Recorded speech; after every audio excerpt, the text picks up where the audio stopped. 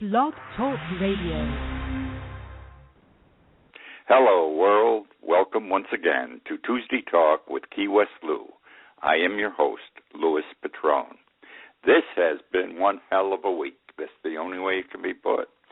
We are at war again, limitedly, but we are out there fighting, and this thing could break out into one massive situation. You may want to call in and discuss the war with me or any other things I'm discussing or something you want to bring up. If you do, the number is 646-478-5731. The number is on the screen in front of you. I repeat, 646-478-5731. I want to start this evening with the bombing last night of Iraq and Syria. It is the most important thing that has happened in the last 24 hours. I'm only going to have some brief comments because the television has been overloaded all day with this because it is extremely important. We have gone in harm's way once again. I am impressed with what President Obama was able to do in bringing 5 Arab countries on board to join him in the bombings that took place last night. Arabs do not fight Arabs. They do amongst themselves, but they don't help a third party to fight each other. The Sunnis and the Shiites hate each other and been fighting for thousands of years. But they never join with a third party from another civilization, another country. We are a Western power to go after one of their own from their religious faith. So it was unusual the president is to be complimented. What galls me, what burns my ass, and it should burn yours too, where are all the European nations? Where are the Western nations? Where's Great Britain? We saved their asses in World War II. Where's France? France is always on the edge before they join you. Where are all these countries? I can understand Turkey. They got 42 or 43 of their citizens back with their heads on their shoulders, and they have to do what they have to do. Germany bothers the hell out of me, and I'm going to tell you why.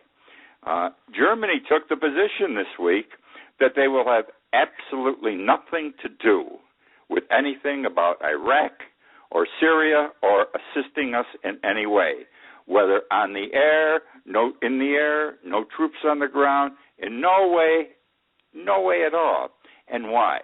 Because Germany gets 30% of their gas and oil from Russia, and Russia does not support what we are doing here with regard to ISIS, and Germany's afraid that Russia will cut off their supply of gas and oil, and the winter's right around the corner. I can understand, and this is what Russia would do. But sometimes you have to stand up in this world and be counted. Otherwise, you have problems later on. And what Germany forgets, my friends, that in 1945, it was the United States that started putting money into Germany and helped in the recovery of Germany. Built this great and mighty nation that it is today. It would never have happened, or it wouldn't have happened as fast as it did, without our putting our taxpayer dollars into Germany to get it resurrected after we beat them. Did the Russians put in any money? No. The Russians got permission from all the other allied countries to go into Berlin first. They wanted to go into Berlin alone and be first because they had to get even, they said, and it's true, for what the Germans did to the Russian people in 1941 and 1940 when they invaded Russia. So we let them go in, and they raped the German women. They killed the German youth. They did anything they wanted for several days, and we let them. But Germany forgets all this. They forget the rapes, the killings that didn't have to be. They forget that we gave them money. We didn't take anything away from them after we beat them. And so this is the way things go, I guess. I expected by this time today we would have seen videos and heard of massive beheadings taking place via ISIS over in Iraq and Syria. They're going to get even. Don't kid yourself. I assume we'd see videos of 30, 40, 50 people lined up and their heads getting all chopped off at one time. This is the way these people act. I thought there might be worse. We don't know what they have here in the United States, Great Britain, or France, who they have in these countries, our country, that they can go out and blow up a subway line, a department store. We don't know.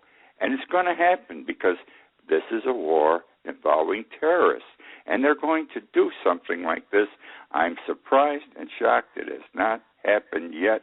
Every action has an equal and opposite reaction. They got to come back. We know they're going to come back and take a shot at us. We just don't know where and how bad it's going to be. It's going to happen, though. Again, I say, by this time next week we'll know, and we'll move on with this terrible thing. I don't see this getting resolved in a very short period of time. I also don't know if we belong there. I've got to say it this way. I saw no harm to the United States yet. Sure, they threaten, but everybody threatens. Do we wait for another 9/11 to happen? I don't know. Would it have happened? You don't get out of a war in the Middle East in less than 10 years. And I hate to see us go back in for 10 years. Okay, now we're going to talk about something that's going to offend you. It offends me. In fact, it bothers me and it shocks me. Have you noticed in the last 2 or 3 weeks how many generals are showing up on the TV talk shows? You've got generals. You've got colonels. They're even bringing in lieutenant colonels. And they're throwing in a couple of admirals. And they're all sitting in their chairs. And they're saying, war, war, war.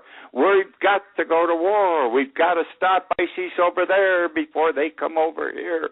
Eventually we're going to have troops on the ground.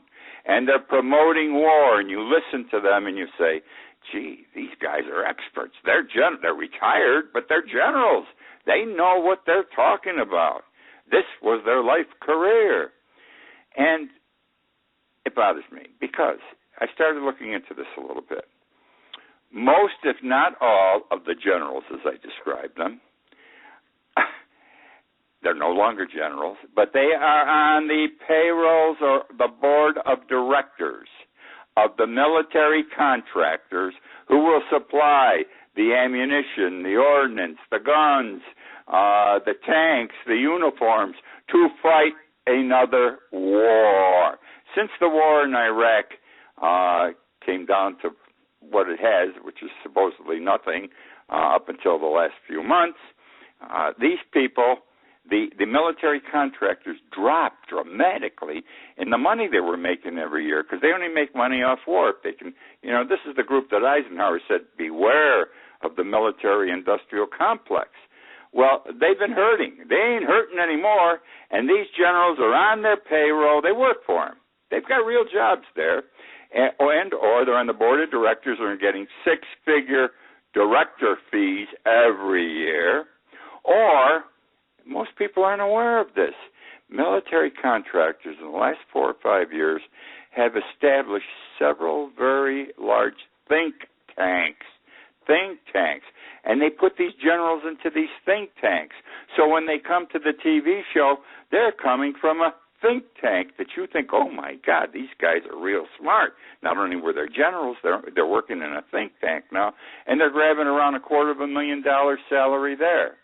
Who tells you about this when they appear? This conflict of interest that these men have, and they have to be lying to a certain degree. I mean, they're taking care of their pocket. They're not taking care of you and me when these generals are talking this way. And I'll tell you who else I'm upset with here.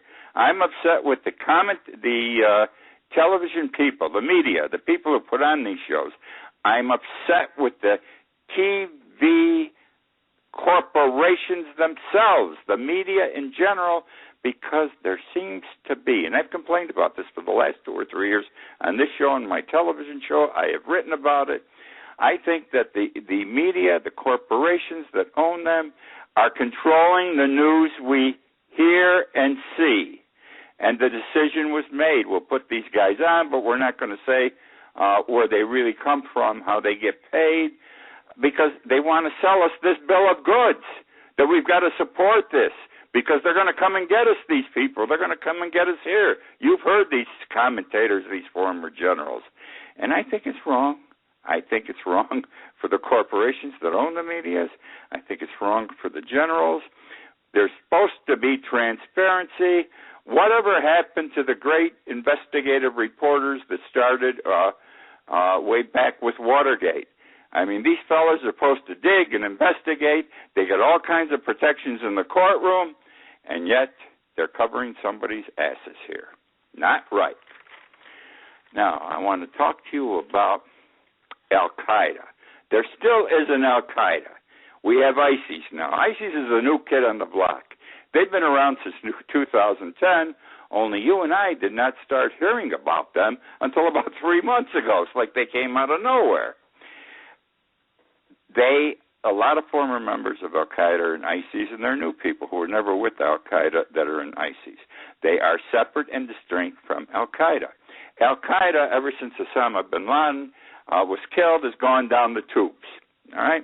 They're not as strong as they were, though they're still functioning. They are still functioning.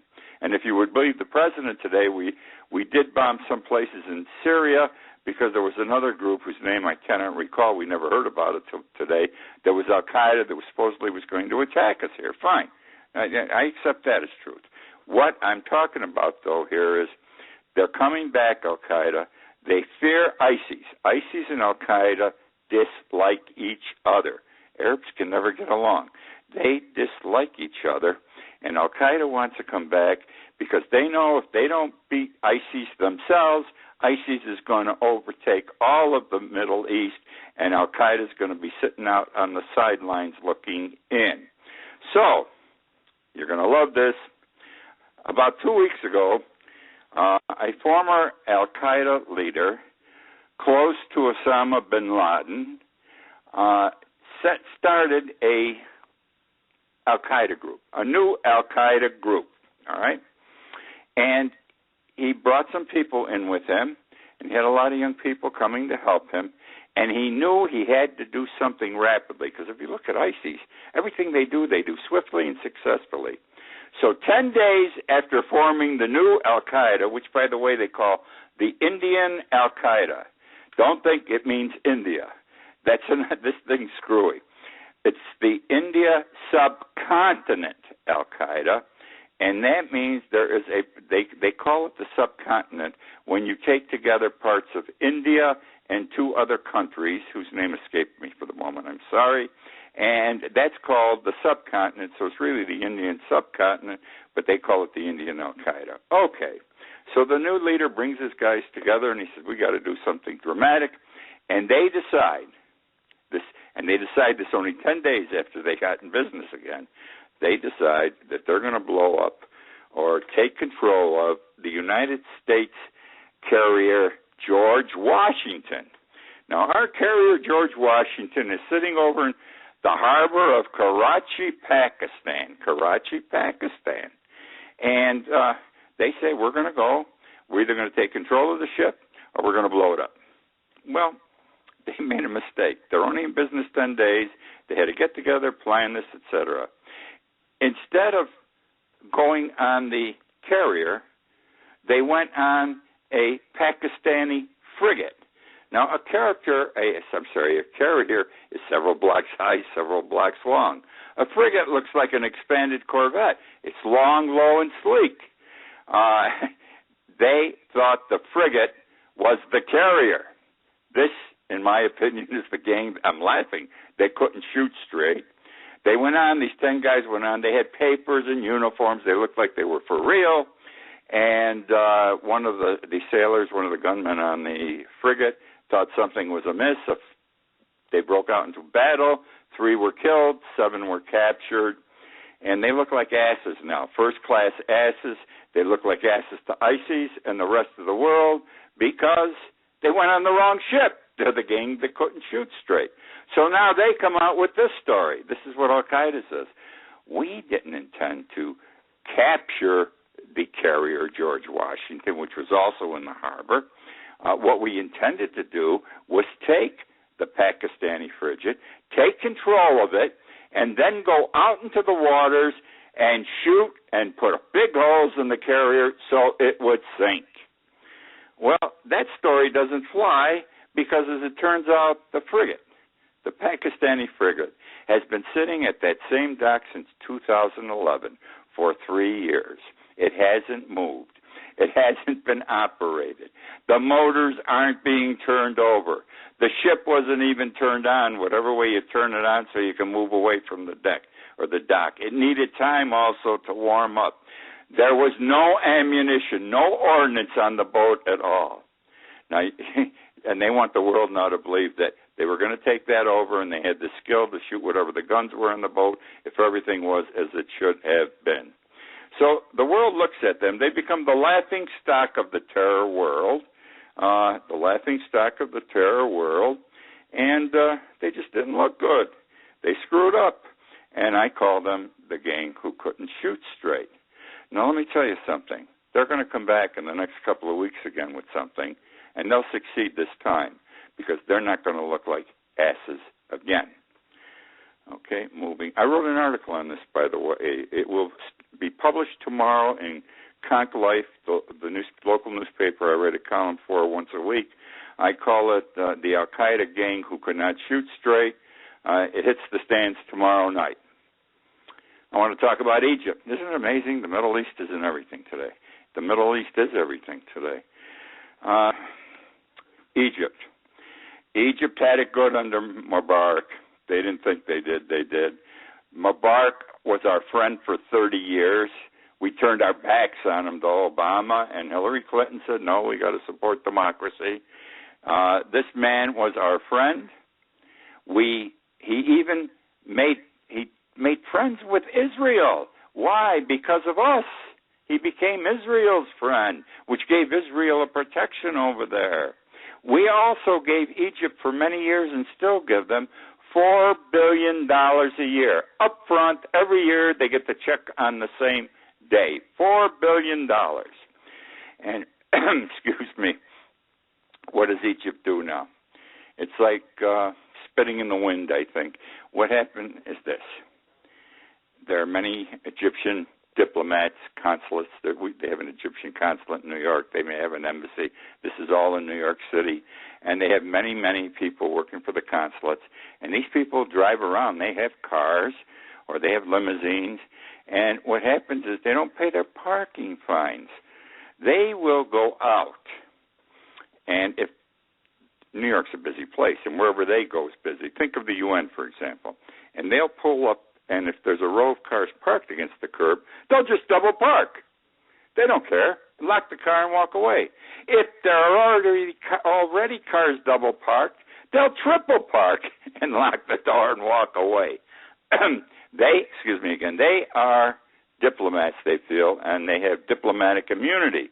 Well, it doesn't apply to parking fines in this country. It only applies to when you're performing at that particular moment a diplomatic duty. Where you park your car has never been considered a diplomatic performance of a duty.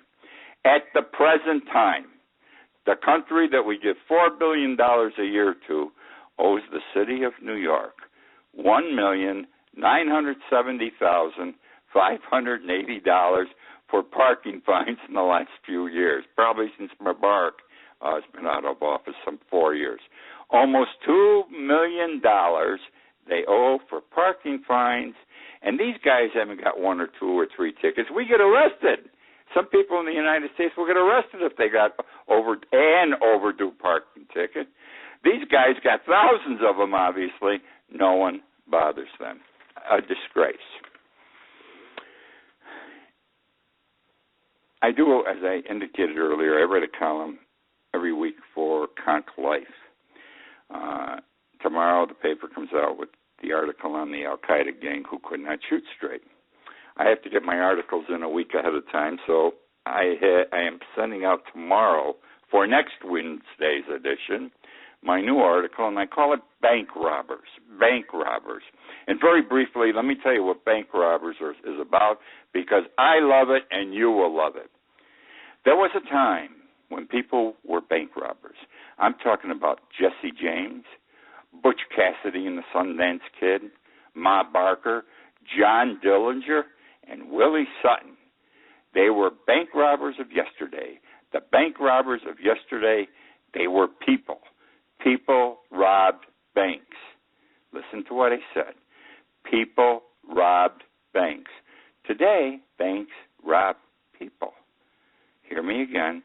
Today, banks rob people, whereas people used to rob banks. Now, banks rob people. They rob you and me, okay? I'm talking about banks like Countrywide, Bank of America, Goldman Sachs, Merrill Lynch. You know, they were sleazy mortgage lenders. They almost broke the economy of this country, and yet not one of them has gone to jail. Don't forget what our Attorney General Holder has said. The banks are too big to fail. And then he said the banks are too big to prosecute.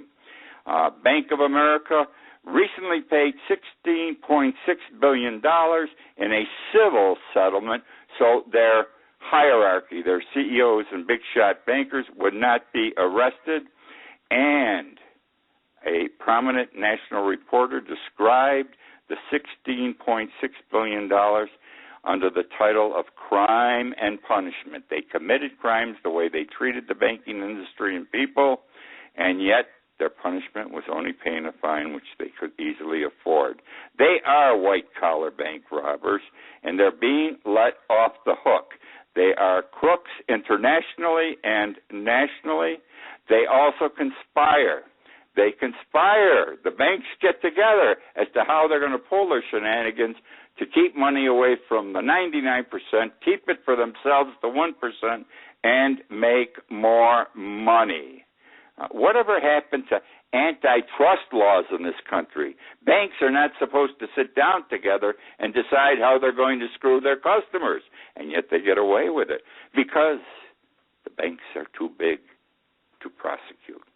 We're making a mistake. That's what the article's about next week, bank robbers, because the bank robbers of today are not people, they are the banks themselves. This, what I'm going to describe now is, I don't know if it's stupid. I'm a retired lawyer. I have great respect for the law, but I think it's been screwing up in the last 10, 20 years, and we're going the wrong way. Some of the courts are getting as bad as these corporations. I'm sorry. They're not taking bribes or anything. They're not getting overpaid, obviously. They work very hard. But their decision-making process sucks. I talked 2 or 3 years ago on a television show about what was happening. Cell phones are in vogue. Cell phones, you can take pictures with them. They are a camera. And a new crime was on the scene. Men were taking pictures up the skirts of women. If a woman's in a grocery store, she bends over to pick something up, a can off the lower shelf. This pervert, might as well call him what he is. He's a creep, he's a pervert. He goes by with his cell phone camera, and he takes a picture of her. If she's bending over a counter to get something, and again, her ass rides up in her skirt with it a bit, he walks by and takes a quick picture with his camera. Well, this got to be a problem, okay? And just about every state in the union banned taking pictures of women up their skirts. Makes sense, doesn't it? Well, the tide is turning. The pervert is winning, and I'll tell you why. And here's basically how it works. A federal court in Texas in an 8-1 decision, a federal court in Texas in an 8-1 decision, and the top court in the state of Massachusetts, state court in Massachusetts, have said in effect that it's okay to take a picture up the skirt of a woman as long as she's wearing panties. You heard me, as stupid and simple as that. As long as she's wearing panties. And regardless of the age, even young children are involved.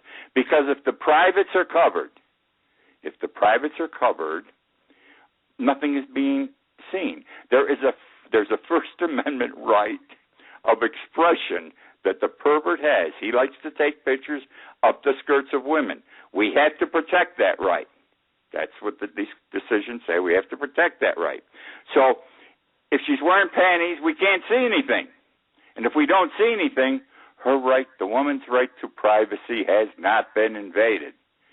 And so now these guys are getting off who take pictures up the skirt because women are wearing panties.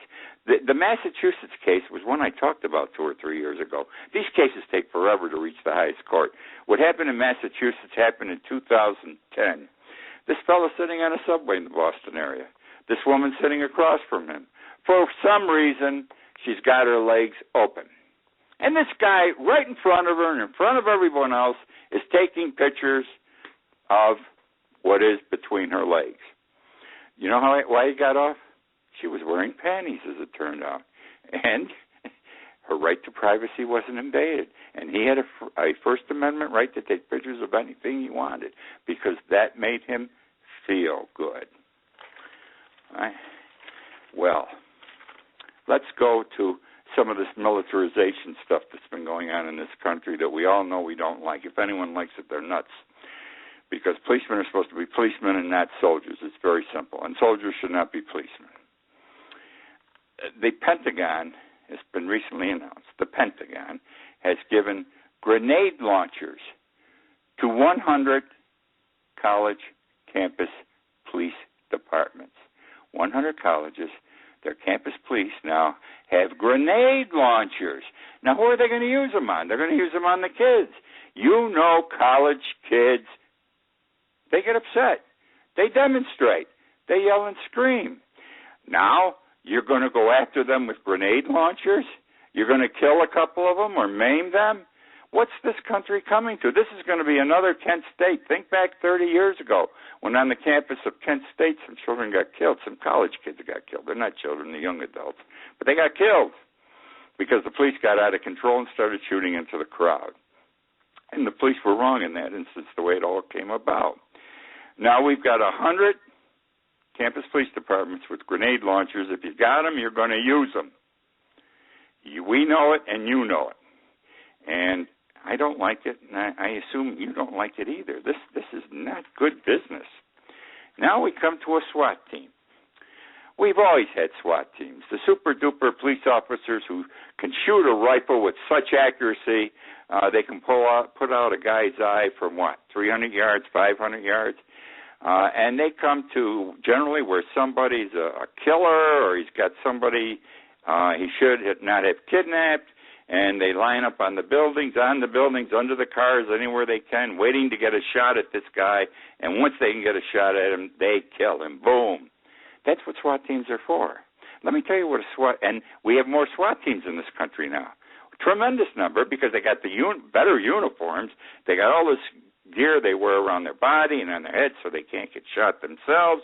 And they got all this equipment to take them to the scene of the alleged crime. Here's what happened outside of Orlando, Florida. We're talking about the Orange County Sheriff's Department. This happened in 2010. Again, it just came to the highest court in Florida or federal court for decision. They went to a barbershop calling Strictly Skills, Skillz. It was owned and operated by an immigrant. All its barbers were immigrants. Whether they had papers or not, I don't know. It was not part of the case. They went to the barbershop to check to see if each barber had his professional license from the state of Florida to be a barber. They rushed into the barbershop with their guns, their rifles. They handcuffed all the barbers immediately, and all the patrons who were there waiting to get haircuts or were getting haircuts. You don't do that. I mean, it's an overreaction to the situation. And as it turned out, 2 days earlier, the Florida Department of Business and Professional Regulation had inspected and found everything in order. The court said, you can't do this. It's out of a Hollywood movie. It shows a disproportionate force being used. No evidence such force was justified, et cetera, et cetera, et cetera. And that's what happened. So now these guys, after 4 years, will have a lawsuit against the Sheriff's Department. That's the show for tonight. Thank you for joining me. You can, if you miss it, most of you, by the way, I know, listen to the show in its archive form or on Facebook or on YouTube in the course of the next week. I don't care when you listen to it. I'm glad you listened to it. I wrote a book, as I tell you every week, The World Upside Down. If you like my show, this show, buy the book. If you don't like the show, don't buy the book. You will not enjoy it. You can get it on Amazon.com and BarnesandNoble.com. I thank you once again for joining me. I enjoy doing this show. I'm glad you enjoy listening to it. See you next week, my friends.